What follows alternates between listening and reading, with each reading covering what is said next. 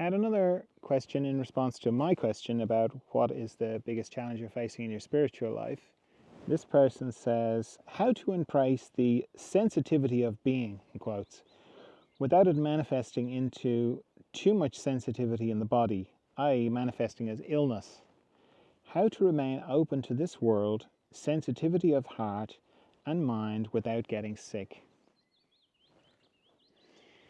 So there's quite a bit to that, because there's two things. There's the physical manifestation of it, and then there's just the normal kind of being sensitive to the world, and how do you move in the world that can seem, in a world that can seem very harsh, unloving, unkind. How can you move in that world and still remain open-hearted and soft-hearted, which is something I talk about quite a bit. But this person is also saying, well, what about if that sensitivity, what about if that manifests as illness in your body? And a lot of people have this. I see quite a few people for this, whether it's food sensitivities or whether it is being sensitive to EMF, electromagnetic frequencies. I've worked with people who were so sensitive that if they were in traffic, they could tell if the person in the car in front had a phone on or not. That sensitive. Couldn't go anywhere. Had to live in the middle of nowhere, kind of thing. So, of course, it's going to be different for every person.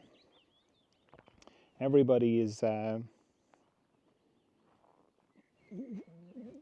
system is configured differently, so these things manifest in different ways.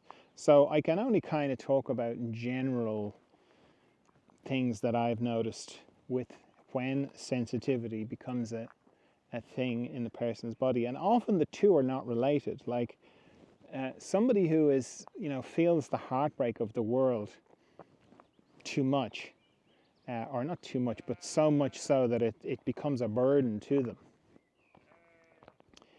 Often that doesn't necessarily mean it's going to translate into physical illness that is sensitivity related. So with the physical stuff, I often think of the immune system as being like a perimeter, and it is like an imaginary kind of perimeter where it's how, or the line that your body knows the difference between what's you and what's not you. So let's say for most people it's the surface of their skin. So your immune system goes, okay, everything inside this line is me, everything outside is not me. So anything that invades me is something to be treated as a threat, and we need to mount a defense against it. And with people who have autoimmune things, it's like that line shrinks inside the person's body, and the person's body or their system on the inside thinks that what's inside the person is also an invader, and it starts to attack that as well. So you get what are called autoimmune problems, where your body thinks itself is an attacker, like an external thing, and goes on the attack.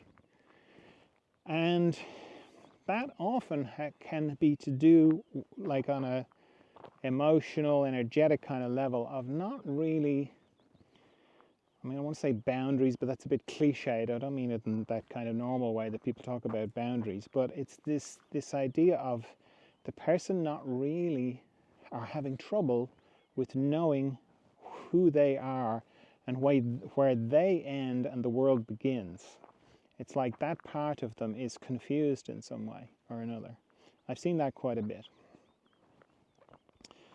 And that often will be to do with food sensitivities or autoimmune kind of problems, and can lead to all sorts of strange symptoms.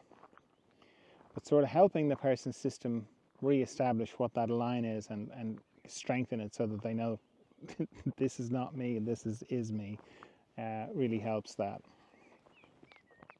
With the EMF stuff, often it's to do with how a person processes radiation, and it's pretty energetic, what the problem is, and it's sort of a matter of helping the person, instead of collecting all this radiation, which is what they seems to be, certainly the people I've worked with, they collect radiation inside their body, and then that has a very disturbing effect in their system. It's that difference between collecting it and instead of collecting it, that's sort of funneling through, sort of helping their system to do that. So I'm not sure. I think often these things are separate, and it can feel like, oh, I feel the heartbreak of the world, the sensitivity of the heart, I feel all that, and I also have food sensitivities, or I'm also sensitive to EMF or whatever kind of things. And I'm not so sure that they're the same thing, because you can, I mean, I have the heartbreak of the world thing. I don't mean I have it, but I'm very conscious of it. I see these things, and like we all do, and I'm heartbroken by them, by the terrible things that people do to each other. And I sort of feel that's more in the kind of consciousness end of things, meaning there's no escape from it. There's no turning away from it. There's no special, way of handling it. It's just blunt and brutal, and to be faced and to be held, and to be joyous as well. That's the hard bit, is to not be overwhelmed by it, not to be dragged down by it, is to be able to hold the two, and to not just, it doesn't happen automatically. What happens automatically is we are made heavy by it. It's hard not to. So it's to consciously go, where is the joy? I feel the pain, but where is the joy? And once you start looking for it, you find it. It takes a while. I'm being joined by my sheep friends now as well. It's hard to find initially, but if you make it your focus and kind of know it's possible, and I'm going to do it, I'm going to hold both at the same time, then you can begin to. One thing you can do, just generally, particularly if you're sensitive to people, and this doesn't make people sick. It's more in the just. I suppose it does make people sick in the long term. But if you're the sort of person that finds it hard to go to shopping malls or be around a lot of people or be around people in cities, what I have found is that people kind of go, oh, I don't want to feel it. I don't want to pick up on everybody's energy. I want to shut that down. I have found that doesn't really work. It's not great. What does work is to, I think of it in terms of like a Venetian blind or louvers. So like a Venetian blind, it's like you either have those vertical ones that they always have in those like office buildings, the ones that go vertically, or Venetian blinds, the ones that go across. Doesn't matter, but the idea of something that when the blind is closed, it's solid, and then when it's open,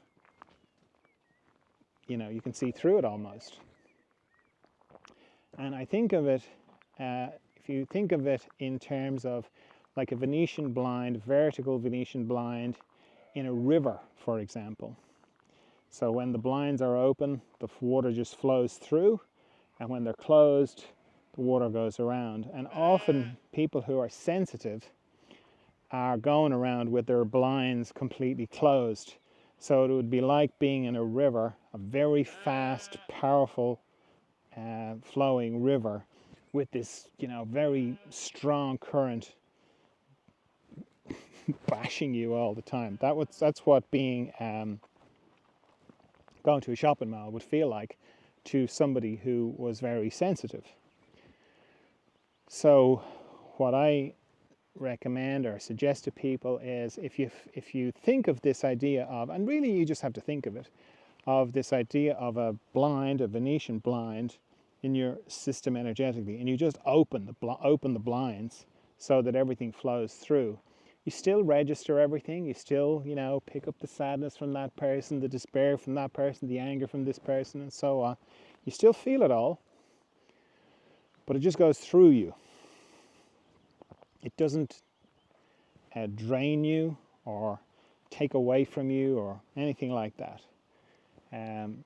That can be very helpful for being around lots of people if that's something that disturbs you. But in terms of the other kind of sensitivities, it's this thing of moving the boundary back out so that if it happens to manifest as a kind of an autoimmune problem, bringing it out. If it's a EMF kind of thing, it's more to do with flow of energy. It's kind of different for each person and what the deeper thing that the person is working through. But it can be easy to conflate the two and kind of go, well, I'm very sensitive to other people and I have these sensitivity issues that are making me ill, so they must be related. And they might not. They might not be. So it would be worth kind of exploring them individually. I think you'll get more. You may discover that they're linked, but I think starting off from the possibility of maybe these are not linked will give you a different kind of perspective on it. And, if you can't figure it out, you can always get in touch for some one-to-one sessions and I can help, maybe.